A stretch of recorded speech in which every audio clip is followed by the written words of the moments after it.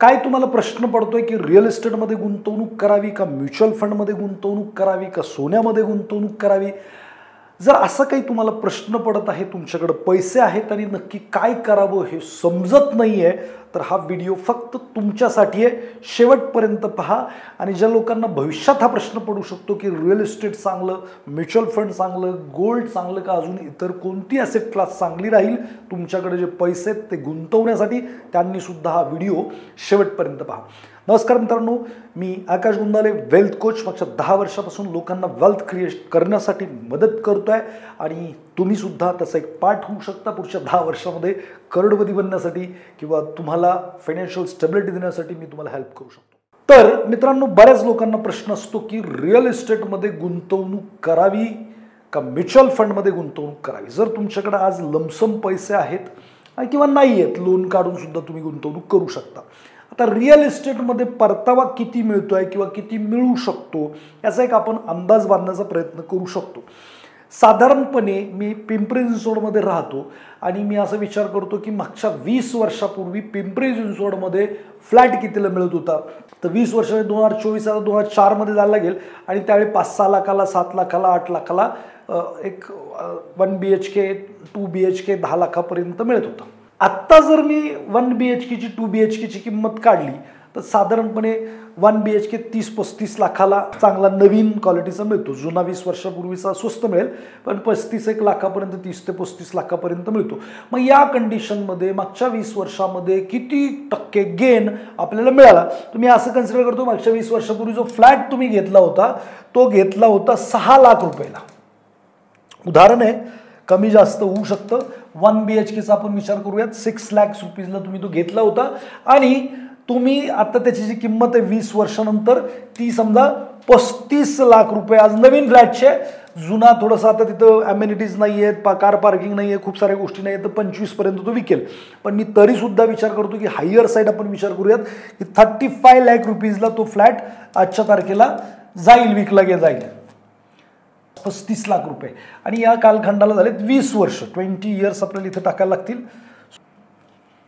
20 years 20. तर आपला जो CAGR आहे तो 9.22% आहे. म्हणजे आपल्याला 9% रिटर्न्स या ठिकाणी मागच्या 20 वर्षात जनरेट झालेले आहे. ॲक्च्युली खरं पाहता इथे किती पैसे आहे? 25 लाखाला जुना फ्लॅट विकेल. मी नवीनचं कन्सिडरेशन केलेलं आहे. 6 लाखाचा फ्लॅट 35 लाखाला म्हणजे 9% वार्षिक रिटर्न आहे, CAGR आहे. आता हे 6 लाख रुपये पदरचे खिशातले असतील तर व्हेरी गुड, पण त्यावेळेस 6 लाख रुपये फार मोठी रक्कम होती. मे माइट बी काही लोकांनी डाऊन पेमेंट केलं असेल. डाऊन पेमेंट कितीचं केलेलं आहे? 1,20,000. 4,80,000 कर्ज काढलं, 20 वर्ष ते जर भरलं असेल तर त्यांनी साधारणपणे इंटरेस्ट पण 4,80,000 रुपये पे केलेला आहे. मग या कंडिशनमध्ये तुमचा जो फ्लॅट आहे, जो 6 लाखाला तुम्ही घेतला होता, इंटरेस्ट पे केला म्हणजे तो 10-11 लाख रुपयाला तुम्हाला तो पडला आणि मग याच्यावरती तुम्हाला कॅपिटल गेन बसलाय, झालेला आहे 29 लाख रुपये. म्हणजे 6 लाखाचा फ्लॅट आहे, तुम्ही घेतलेला 35 लाखाला विकताय असं मी कन्सिडर केलं, 29 लाख रुपये कॅपिटल गेन आहे. आता ॲक्च्युलीमध्ये त्यातले 5 लाख रुपये तुम्ही इंटरेस्टला भरलेले आहेत, पण ते कन्सिडर होणार आहेत का? तर नाही होणार आहेत. 29 लाखावरती तुम्हाला कॅपिटल गेन भरायचं आहे. आता याच्यामध्ये इंडेक्सेशन वगैरे वापरलं तर मे माइट बी 60% महागाई आहे, तर 6%ची महागाई टेंटेटिव्हली विचार करा की फक्त 3%वरतीच तुम्हाला टॅक्स भरायचा आहे, 20%. मग 3% रक्कम जर विचारात घेतली 30 लाखातली तर टेंटेटिव्हली किती होणार आहे? 9 लाख वगैरे 30% होतात. तर थोडासा टॅक्स भरायला लागेल, 1,02 लाख रुपये. तर साधारणपणे 5 लाख ते 7 लाख रुपये इकडे गेले. आता विचार जर केला तर तुम्हाला गेन काय झाला? इथनं जर 7 लाख रुपये मायनस केले मी तुमचे व्याजाचे आणि याचे, तर तुमच्या हातात किती पैसे पडले? तर 22 लाख रुपये हातात पडलेले आहेत. ॲक्च्युली हे जे रिटर्न आहेत ते 5-6%कडे जातात, जास्तीत जास्त 60%कडे. आता याच कालखंडात जर म्युच्युअल फंडचा आपण विचार केला तर म्युच्युअल फंडनी याच कालखंडामध्ये 18 ते 19% CAGR जनरेट केलेला आहे. म्हणजे हे जर पैसे जे 6 लाख रुपये तुमच्याकडे लमसम होते, जर तुम्ही इन्व्हेस्ट केले असते म्युच्युअल फंडमध्ये त्यावेळेला, तर त्याचे आत्ता किती पैसे झाले असते?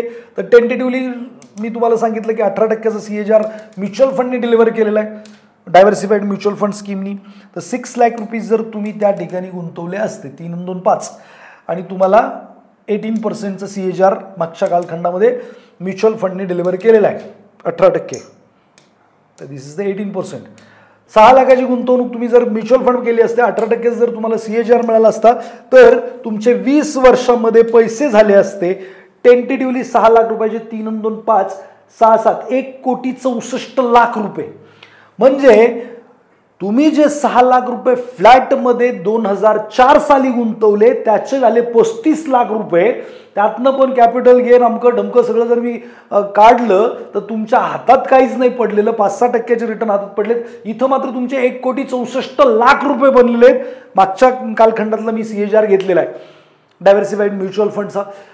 सो इन शॉर्ट मला काय सांगायचं आहे की इथं तुम्हाला कॅपिटल गेन टॅक्स आता जो लागतोय तो भरला जरी मी म्हणलं ना, 20% कॅपिटल गेन टॅक्स भरला, 16 दुने 32 लाख रुपये गेले, तरी सुद्धा 1,32,00,000 तुमच्या हातात आहेत. 35 लाखाचा फ्लॅट घ्या, 1 कोटी रुपये रिटायरमेंटला पुरतील. मग रिअल इस्टेट चांगलं का म्युच्युअल फंड चांगलं हे तुम्ही स्वतःच ठरवू शकता. इव्हन मी फ्युचरचा जरी विचार केला, आज जो 50 लाखाला तुम्ही फ्लॅट घेताय, फ्युचरमध्ये 20 वर्षांनी कितीला जाईल? 2 कोटीला. मग तर 6%चा पण CAGR नाही. आणि गव्हर्नमेंट जे विचार करते, गव्हर्नमेंटला हे लक्षात आलंय की इंडक्सेशन जर रिअल इस्टेटमध्ये दिलं तर आपल्याला टॅक्सच मिळणार नाहीये. तर गव्हर्नमेंटनी इथून पुढच्या कालखंडामध्ये रिअल इस्टेटसाठी काय केलंय, फ्लॅट 12-12.5%चा टॅक्स करून टाकलाय. याचा अर्थ काय, गव्हर्नमेंटला सुद्धा हे कळलंय की बाबा आता इंडक्सेशन म्हणजे महागाई अधिक परतावा रिअल इस्टेट देऊ शकणार नाहीये, मग आपल्याला काही टॅक्स मिळणार नाहीये कॅपिटल गेन टॅक्स रिअल इस्टेटमधून. मग त्यांनी डायरेक्टली काय केलेले कार्यक्रम की बाबा तुम्ही किती पण महागाई एवढं कमवा किंवा त्यापेक्षा लेस कमवा, आम्हाला काही घेणं देणं नाही, जे काही गेन कराल आम्हाला टॅक्स तेवढा देऊन टाका.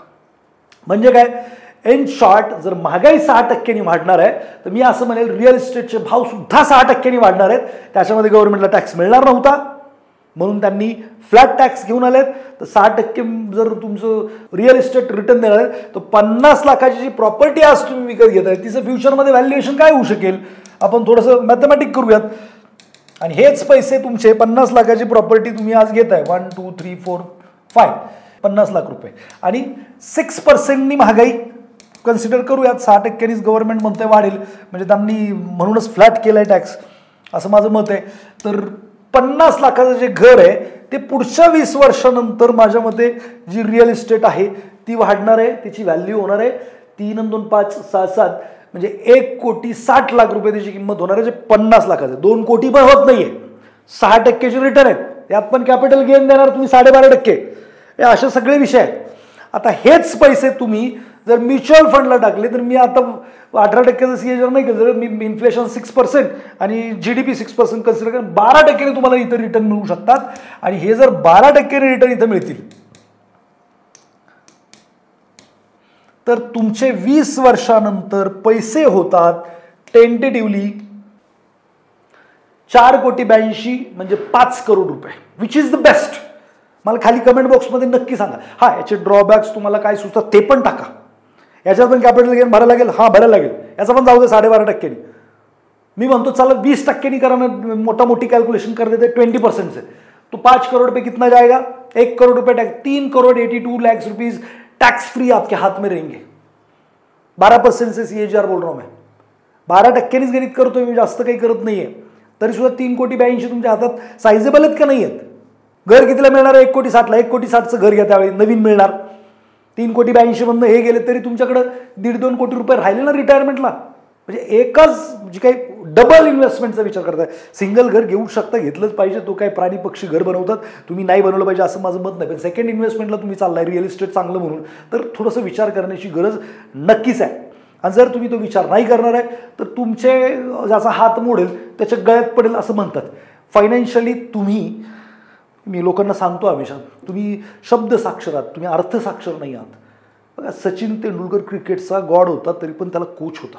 मोठे मोठे बिझनेसमॅन आहेत, त्यांना कोच आहेत. तुम्हाला फायनान्समधलं काय कळतं ज्याच्यामुळे तुम्ही स्वतःचे निर्णय स्वतः घेता? तुमच्याकडे आहे का कोच?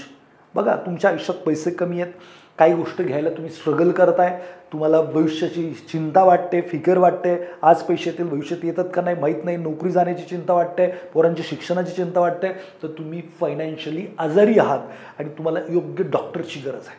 मित्रांनो, मी हमेशा म्हणतो की तुम्ही आजारी पडलात तर गुगलवरती जाऊन तुम्ही गोळ्या औषधं घेत नाही, तर तुम्ही काय करता, डॉक्टरकडे जाता, त्याच्याशी कन्सल्ट करता, त्याची फी घेता, मग औषधं घेता. गुगलवरती पण तुम्ही सिम्पटम्स सांगा, औषधं घेतात की. तुम्ही का नाही घेत? कारण तुम्हाला माहीत आहे ते काही योग्य होणार नाही, माझी काही तब्येत बरी होणार नाही. दुसरं, तुमच्यावरती कोणी केस केली कोर्टाची, तर गुगलवरती टाका ना काय माझ्यावरती अशी केस झाली, ते सगळे पेनल कोड वगैरे सगळं सांगेल. पाठवा नोटीस. स्वतः पाठवणार का वकील? वकील घेणार. म्हणजे तुम्ही जिथं कुठं प्रॉब्लेममध्ये असता तिथं एक्सपर्टची मदत घेता. फक्त फायनान्शियल लेवलला तुम्ही प्रॉब्लेममध्ये असता, तुम्ही खूप सारे व्हिडिओ बघताय, खूप सारं नॉलेज घेताय, तरी पण तुमच्या आयुष्यात जर पैशाचा प्रॉब्लेम आहे तर तुमच्याकडे योग्य मेंटॉर नाही आहे, योग्य गायडन्स नाही आहे, आणि तुम्ही स्वतःला शान समजायचं काही कमी करत नाही आहे, आणि म्हणून त्या अडचणी आहेत. मित्रांनो, मी इथं बसून फार जबाबदारीने बोलतोय की मी पण फार गरीब होतो, खायचे वांदे होते, वडापाव खायला पैसे नव्हते. एक दिवस असा आहे की मी हॉटेल कलासागर इथं कासरवाडी तिथं हाऊसकीपिंगचं काम पण केलेलं आहे. मी कोणाच्या पार्किंगमध्ये झोपलेलो आहे. आणि हे सगळं असताना हे आर्थिक नॉलेज घेऊन, योग्य मेंटर शोधून, त्यांच्याकडून शिकून आज खूप सारी वेल्थ क्रिएट करण्यात यश आलेलं आहे. आणि मागच्या 10 वर्षापासून मी लोकांना हेल्प करतोय. तर जरूर तुम्हाला काही कामी मदत लागली तर स्वतःच हाकण्याऐवजी, बरेच लोक म्हणतात आम्हाला आवडत नाही ते म्युच्युअल फंड वगैरे. आवडीचं विषय नाही, हा गरजेचा विषय आहे. आपल्या पूर्वजांनी सोन्यामध्ये इन्व्हेस्टमेंट केली, रिअल इस्टेटमध्ये गुंतवणूक केली, तेव्हा ते योग्य होतं. FD मध्ये गुंतवणूक केली ते तेव्हा योग्य होतं. पहिल्या काळात बैलाने शेती केली जाते. आजही तुम्ही बैलाने जर शेती करत गेला तर तुम्ही आउटडेटेड आहात. पहिल्या काळात साधा मोबाईल वापरला जाता, अँड्रॉइड तुम्ही नाही वापरला तर मात्र तुम्ही आउटडेटेड आहात. मग आउटडेटेड इन्व्हेस्टमेंटनी तुम्ही आउटडेटेड राहून, आउटडेटेड इन्व्हेस्टमेंटचे प्रकार वापरून जर तुम्ही आजच्या आधुनिक काळात प्रगती करण्याचा विचार करत असाल तर मात्र तुमची कधीही ती प्रगती होणार नाही. सो प्लीज खाली दिलेल्या नंबरवरती कॉन्टॅक्ट करा आणि तुम्हाला काय वाटतं याच्यापेक्षा तुमची गरज काय त्याच्यावरती विचार करा. आवडीनं रोज बटाट्याची भाजी खा. तुम्हाला आवडतं ना, बिंदास. तुमच्या आवडीनं गुंतवणूक नाही होऊ शकत, हे लक्षात ठेवा.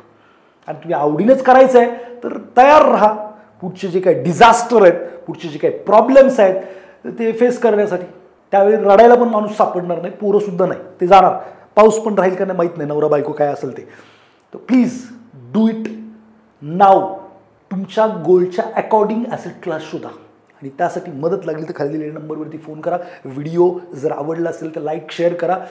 कमेंट करायला विसरू नका की काय वाटतं तुम्हाला, रिअल इस्टेट और म्युच्युअल फंड. राहिला प्रश्न गोल्डचा वगैरे, ते सुद्धा जर ॲव्हरेज रिटर्न काढला तर इन्फ्लेशनच्या आसपासचे रिटर्न ते आजपर्यंत जनरेट करत आले गोल्ड, इथून पुढे पण ते करत राहील. म्युच्युअल फंड हा सगळ्याच ॲसेट क्लासला बेटर रिटर्न, म्हणजे त्यांच्यापेक्षा बेटर रिटर्न देईल. आत्तापर्यंत दिले आहेत, इथून पुढे पण देईल. सो हाच ॲसेट क्लास बेस्ट आहे. आजच्या तारखेला तरी पुढची 20-30 वर्ष मला नाही वाटत त्याच्यात काही प्रॉब्लेम आहे. आणि बरेचसे एक्सपर्ट्सशी पण मी बोलतो, त्यांना पण भारताच्या स्टोरीवरती खूप विश्वास आहे. FII सुद्धा आपल्या भारतावरती पैसे लावत आहेत. सगळी लोक जगातून पैसे लावत आहेत. तर आपण पण काय केलं पाहिजे, आपल्या ग्रोथवरती विश्वास ठेवला पाहिजे. लाईक शेअर कमेंट करा. भेटूयात पुढच्या व्हिडिओमध्ये व्हॅल्युएबल नॉलेजसह. धन्यवाद.